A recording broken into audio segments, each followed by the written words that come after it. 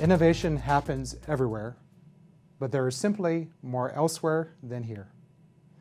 This quote by two former Sun Microsystem executives nicely illustrates the increasing recognition that companies can enhance their innovation activities by leveraging the knowledge, skills, and resources of external contributors.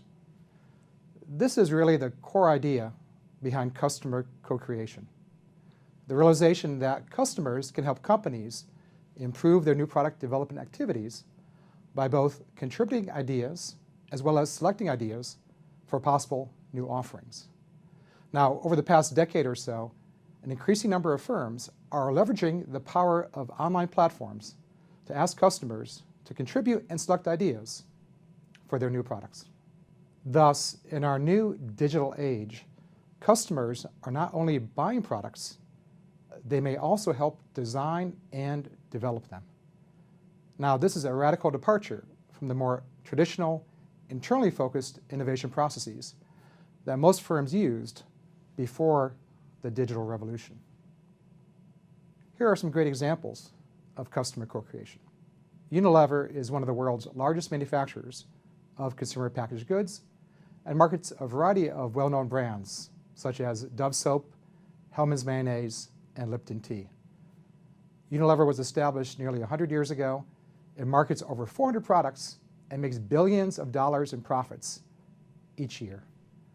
Despite this success, Unilever actively solicits external ideas through its open innovation platform, which can be easily accessed from its website. This platform posts a number of challenges and invites anyone to contribute their ideas about how to solve these problems. While most of these challenges are rather technical in nature, anyone over the age of 17 is invited to submit their ideas. If your idea is selected and put into an actual product, Unilever will provide you with a share of the commercial proceeds. Tebow. This is probably a company that you haven't heard of. It's a new U.S. manufacturer and marketer of men's underwear. Co-creation is a big part of Tebow's corporate DNA, and openly invites men from around the world to participate in its co-creation community. For example, its customers can apply to be co-creation insight agents by volunteering to test and select new products before they're launched. In fact, Tebow's motto is, "I am because of you." And his website states that we believe in collaborative creation. So this new company has strongly embraced and incorporated the idea of customer co-creation. Threadless is one of my favorite companies. It's a Chicago-based clothing firm that specializes in producing creative t-shirt designs. It was voted as one of the most innovative companies in America by Inc. magazine and has embraced co-creation from the very beginning. All of its t-shirt designs are created by and voted upon by its customers. So Threadless is essentially a co-creation platform rather than a clothing company. Now we'll discuss Threadless in more detail in our case study for this module. Co-creation is defined as contributions made by customers that assist a firm in the design and development of a new product offering. I'm using the term customers rather broadly, as these contributions may also come from non-customers, but that's typically less likely. These contributions are usually made through a web-based platform and often come in digital form. Thus, they're a nice example of a new digital tool. Customer co-creation is a fascinating topic and one of my research interests, so there's lots of things we could talk about in terms of this topic. For the purpose of this discussion, I'd like to focus on three key things that you should know. First, let's talk about the steps involved in the co-creation process. Successful customer co-creation requires two key steps. First of all, a firm must get its customers to submit contributions. And then second, it must select a few valuable contributions from a much larger set of ideas, many of which are not very valuable.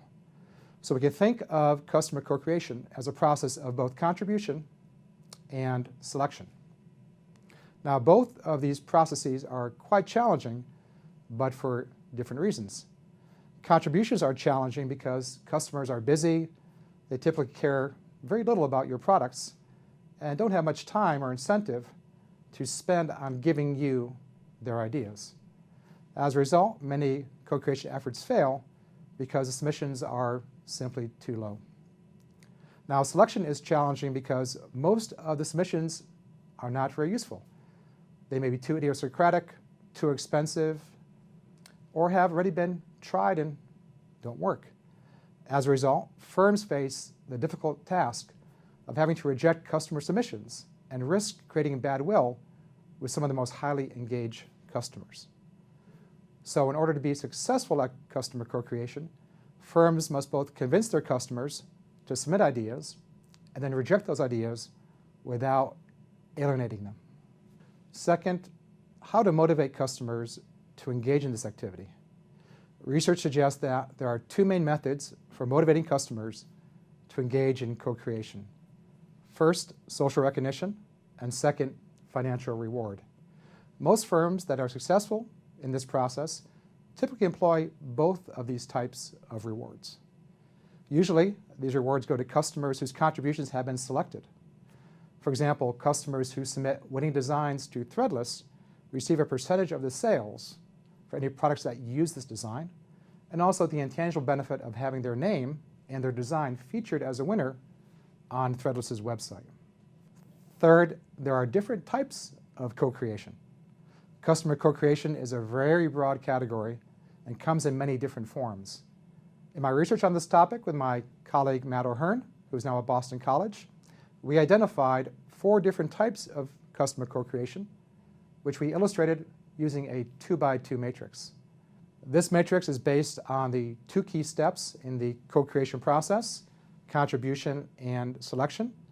As you can see from this matrix, we outline 4 distinct types of customer co-creation: collaborating, co-designing, tinkering, and submitting. These 4 types differ in terms of the amount of control that firms employ over both the contribution and the selection processes. Collaborating is the form in which firms have the least amount of control, while submission is the form that provides firms with the greatest amount of control. This matrix can be used to understand and classify different types of co-creation activity.